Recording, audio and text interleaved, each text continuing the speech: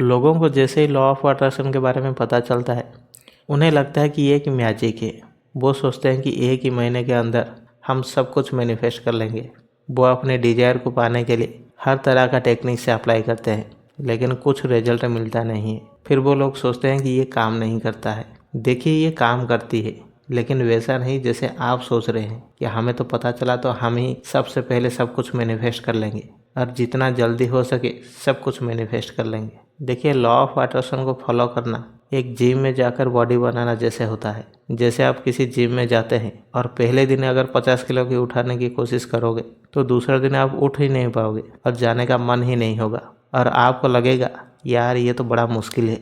लेकिन अगर पहले दिन आप 1 किलो उठाएं और धीरे धीरे उसको बढ़ाते जाएंगे तो आप देखेंगे कि 6 महीने के बाद आप 50 किलो भी आराम से उठा लेंगे। लेकिन पहला दिन से अगर कोशिश करेंगे वो नहीं होगा। तो यहाँ पे लॉ ऑफ अट्रैक्शन भी वैसे ही काम करती है। ये भी एक प्रैक्टिस का गेम है। आप जितना प्रैक्टिस करते हैं आप उतना ही बेहतर बनते हैं। सबसे पहले जब आपको इसके बारे में पता चलता है तो पहले तो आप इसके बारे में थोड़ा नॉलेज लीजिए कि क्या करना है, कैसे मेडिटेशन करना है, कैसे अफर्मेशन लिखना है, कैसे ग्रैटिट्यूड देना है। इन सब के बारे में थोड़ा नॉलेज लीजिए। इसके बाद ही आप छोटे मोटे चीज़ों को मैनिफेस्ट कीजिए। अगर आप कहीं पे जाना चाहते हैं या कोई छोटा मोटा काम है उस चीज़ को मैनिफेस्ट कीजिए। अब मैं अपने एग्जाम्पल से बताता हूँ कि मैंने इसको कैसे फॉलो किया और कैसे अपने लाइफ में इसको यूज़ किया। जब मुझे इसके बारे में पहले पता चली तब मैंने इसकी किताब खरीद ली, द सीक्रेट किताब। और द सीक्रेट का वीडियो भी था यूट्यूब पर, उसको मैंने देखा और धीरे धीरे वहाँ से फॉलो करना शुरू किया। और एक दिन मैं अपने रूम में किताब पढ़ रहा था और उसी समय मेरे माँ ने ये कहते हुए चला गया कि जितने भी स्ट्रीट लाइट थे वो सारे के सारे बंद हो चुके थे और एक ही जल रहा था, वो भी आज बंद हो गया। तो मेरे घर के सामने 2 स्ट्रीट लाइट है और दोनों में से एक जलता था। और तभी मेरे दिमाग में आया कि क्यों ना आज मैं इसके ऊपर ट्राई कर लेता हूँ। फिर मैं अपने घर की बालकनी के ऊपर गया और वहाँ से उस लाइट को खड़ा होकर देखा और मैं ये कहा कि हे यूनिवर्स, मैं चाहता हूँ कि ये लाइट फिर से जल जाए। और मैंने इसका एंड रिजल्ट के बारे में भी सोचा, अगर ये लाइट जल जाता है तो इसके बाद क्या होगा। तो मैंने उस चीज़ को विजुलाइज किया कि ये जो लाइट है अचानक जल जाती है और नीचे जो बच्चे हैं वो बहुत ही खुश हो जाते हैं। वो एकदम शॉक में आ जाते हैं कि ये कैसे हो गया, ये लाइट अचानक कैसे जल गया। और वो खुशी से नाच रहे हैं, झूम रहे हैं और मैं उनको देखकर मैं भी बहुत खुश हो जाता हूँ। हालांकि वो बच्चा हर दिन वहाँ पे खेलते थे, मैंने देखा है। तो मैंने उस चीज़ को विजुलाइज किया। हालांकि उस समय वहाँ पर कोई भी बच्चा नहीं था। आप यकीन नहीं मानेंगे, मतलब वो लाइट एकदम से ब्लिंक करने लग गया। जैसे होता ना कि करंट ठीक से पास नहीं होता है, लाइट जलता है बंद हो जाता है, जलता है बंद हो जाता है। वो बस एक बार ऐसा हुआ और फिर एकदम से जल गया। ओ माय गॉड, उस समय मेरे लिए वो पहला एक्सपीरियंस था और मैंने उससे पहले कोई भी चीज़ अट्रैक्ट नहीं किया था। और जैसे ही वो लाइट जल गया मुझे इतना खुशी हुई। और आश्चर्य की बात यह है वहाँ पर एक भी बच्चा नहीं था और अचानक सारे बच्चे आ गए और वो भी बहुत खुश हो गए। ये लाइट कैसे जल गया, वो भी खुशी से नाचने लगे। जैसे मैंने विजुलाइज किया था एकदम वैसे ही हो गया। ये चीज़ आप भी फील कर पाएंगे जब आप पहली बार कोई ऐसी चीज़ मैनिफेस्ट करेंगे। सच कहता हूँ, मुझे इतनी खुशी हुई थी पहली बार। तभी मेरे दिमाग में एक डायलॉग याद आया नवाजुद्दीन सिद्दीकी का कि कभी कभी लगता है कि हम ही भगवान हैं। मतलब वो क्या एक्सपीरियंस था मेरा उस दिन। और मैंने एकदम नॉर्मल तरीके से गया और अपने माँ से कहा लाइट तो फिर से जल गई। और मेरी माँ मुझसे कहती है कि वो तो शाम से नहीं जल रहा था, अभी कैसे जल गया।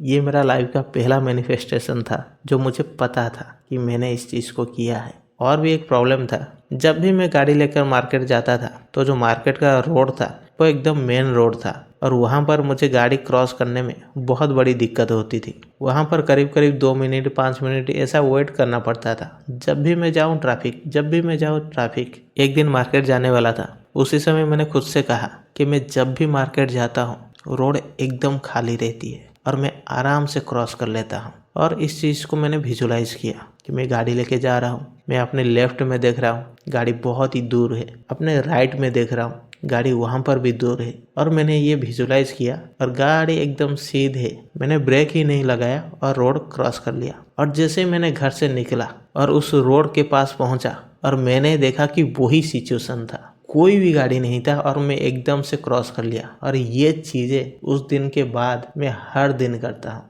और ये थी मेरी सेकंड मैनिफेस्टेशन जो मुझे बहुत ही खुशी मिली थी उस दिन।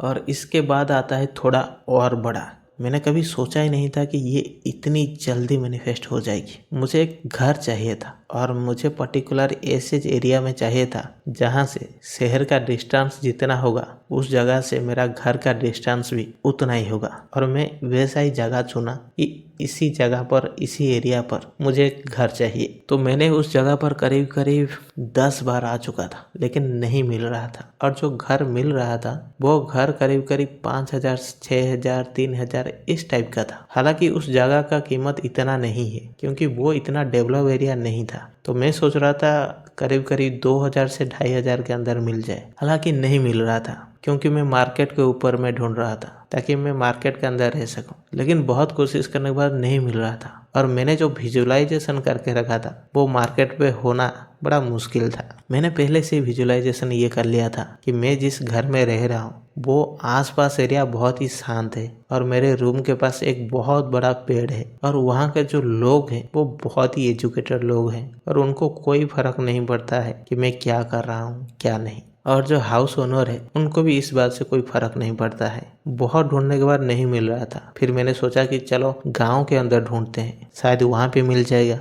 उस हाउस ओनर से मिला, उनसे बात किया। फिर उन्होंने पूछा कि कितने हजार में चाहिए। मैंने बोला कि 3,000 के बीच। उन्होंने कहा कि ये तो 2,500 में मिल जाएगा, और ये घर 1,500 में, और ये घर 1,300 में। और ये सुनने के बाद मैं बहुत ही खुश हो गया। मैं बोला अच्छा ठीक है। लेकिन जो घर मेरे को देने की बात कर रहे थे 2,500 में, वो घर में पहले से कोई आदमी रह रहा था, और वो आदमी 3 महीने से अपने भाई के पास रहता था, और इस घर में ताला लगाकर अपने भाई के पास रहता था। वो हाउस ओनर ने मुझे बस इतना कहा कि वो 1 महीने के अंदर छोड़ देंगे, आप यहाँ पे रह लेना। मैंने बोला अच्छा ठीक है, मैं 1 महीने के बाद आऊंगा। 1 महीने के बाद फोन किया तो उन्होंने बोला कि ऐसा ऐसा हुआ है, आप एक काम कीजिए, हमारा जो एक सीट का घर है, घर में आकर आप कुछ महीने के लिए रुकिए, फिर हम दूसरे घर आपको दे देंगे। हालांकि वो जिस घर में रहते थे उसके अंदर भी घर था, लेकिन उन्होंने कहा कि हम आपको अच्छे से जानते नहीं है, और आपको अभी घर के अंदर रखना हमारे लिए भी सेफ नहीं है, क्योंकि उनका हस्बैंड नहीं थे और वो माँ बेटे अकेले ही रहते थे। फिर उसके बाद मैंने आके उस घर में रहना शुरू किया, टीन के घर में। और 15 दिन रहने के बाद उन्होंने एक दिन मेरे को कहा कि